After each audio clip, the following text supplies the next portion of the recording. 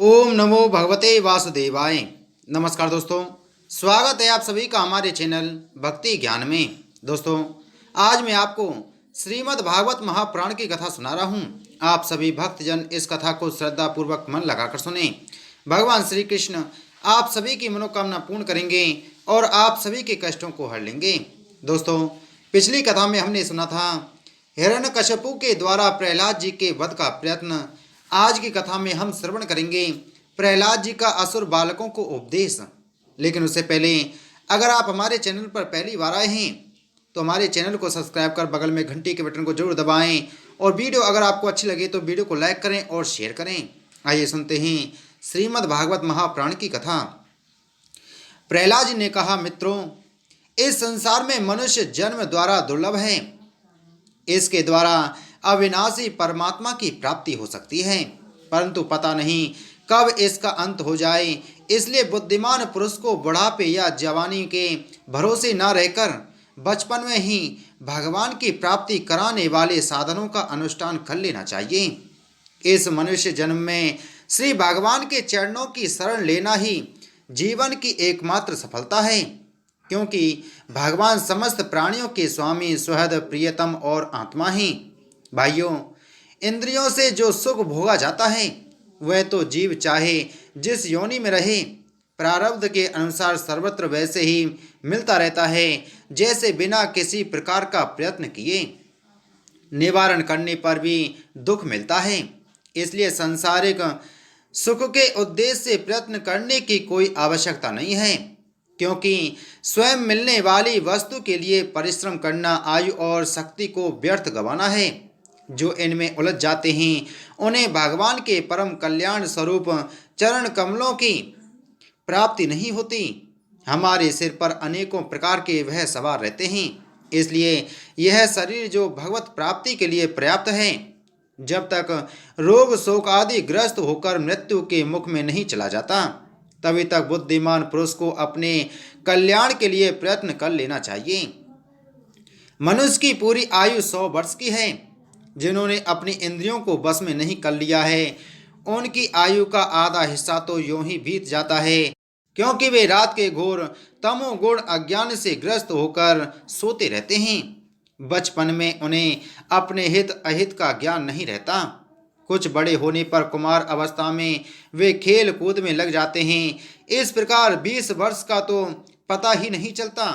जब बुढ़ापा शरीर को ग्रस लेता है तब अंत के 20 वर्षों में कुछ करने धरने की शक्ति ही नहीं रह जाती। रह गई बीच की कुछ थोड़ी सी आयु, उसमें कभी ना पूरी होने वाली बड़ी बड़ी कामनाएं हैं, बलात् पकड़ रखने वाला मोह है और घर द्वार की वह आसक्ति है, जिससे जीव इतना उलझ जाता है कि उसे कुछ कर्तव्य अकर्तव्य का ज्ञान ही नहीं रहता। इस प्रकार बची कुची आयु भी हाथ से निकल जाती है। दैत्य बालकों, जिसकी इंद्रियां वश में नहीं है, ऐसा कौन सा पुरुष होगा जो घर गृहस्थी में आसक्त और माया ममता की मजबूत फांसी में फंसे हुए अपने आप को उससे छुड़ाने का साहस कर सके, जिसे चोर, सेवक एवं व्यापारी अपने अत्यंत प्यारे प्राणों की भी बाजी लगाकर संग्रह करते हैं, और इसलिए उन्हें जो प्राणों से भी अधिक वांछनीय है उस धन की तृष्णा को भला कौन त्याग सकता है।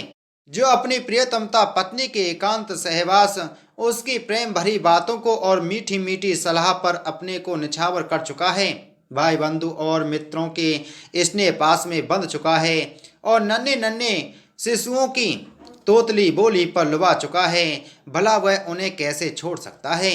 जो अपनी ससुराल गई हुई प्रिय पुत्रियों, पुत्रों, भाई बहनों और दीन अवस्थाओं को प्राप्त माता पिता, बहुत सी सुंदर सुंदर बहुमूल्य सामग्रियों से सजे हुए घरों, कुल परंपरागत जीविका के साधनों तथा पशुओं और सेवकों के निरंतर स्मरण में रम गया है, वह भला उन्हें कैसे छोड़ सकता है।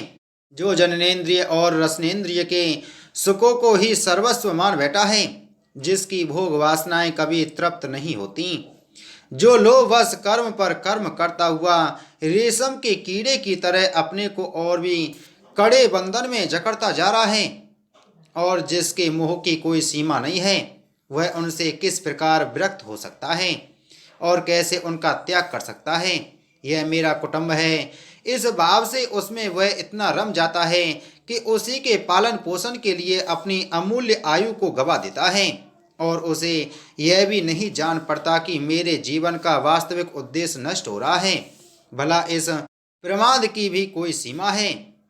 यदि इन कामों में कुछ सुख मिले तो भी एक बात है, परंतु यहाँ तो जहाँ जहाँ वह जाता है वहीं वहीं दैहिक वैदिक और भौतिक ताप उसके हृदय को जलाते ही रहते हैं, फिर भी वैराग्य का उदय नहीं होता। कितनी विडंबना है, कुटुंब की ममता के फेर में पढ़कर वह इतना असावधान हो जाता है। उसका मन धन के चिंतन में सदा इतना लवलीन रहता है कि वह दूसरे का धन चुराने के लौकिक पारलौकिक दोषों को जानता हुआ भी कामनाओं को बस में न कर सकने के कारण इंद्रियों के भोग की लालसा से चोरी कर ही बैठता है।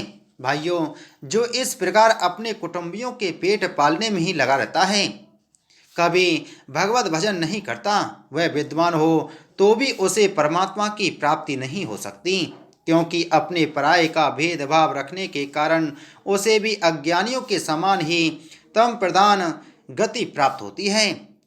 जो कामनियों के मनोरंजन का सामान उसका क्रीड़ा मृग बन रहा है और जिसने अपने पैरों में संतान की बेड़ी जकड़ ली है, वह बेचारा गरीब चाहे कोई भी हो, कहीं भी हो, किसी भी प्रकार से अपना उद्धार नहीं कर सकता।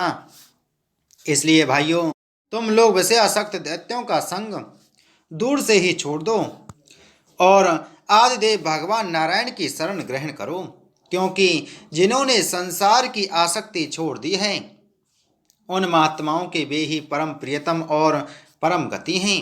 मित्रों, भगवान को प्रसन्न करने के लिए कोई बहुत परिश्रम या प्रयत्न नहीं करना पड़ता, क्योंकि वे समस्त प्राणियों की आत्मा हैं और सर्वत्र सबकी सत्ता के रूप में स्वयं सिद्ध वस्तु हैं। ब्रह्मा से लेकर तिनके तक छोटे बड़े समस्त प्राणियों में, पंचभूतों से बनी हुई वस्तुओं में, पंचभूतों में, सूक्ष्म तन्मात्राओं में, महतत्वों में, तीनों गुणों में और गुणों की साम्यावस्था प्रकृति में एक ही अविनाशी परमात्मा विराजमान है। वे ही समस्त सौंदर्य, माधुर्य और ऐश्वर्य की खान हैं। वे ही अंतर्यामी दृष्टा के रूप में हैं और वे ही दृश्य जगत के रूप में भी हैं।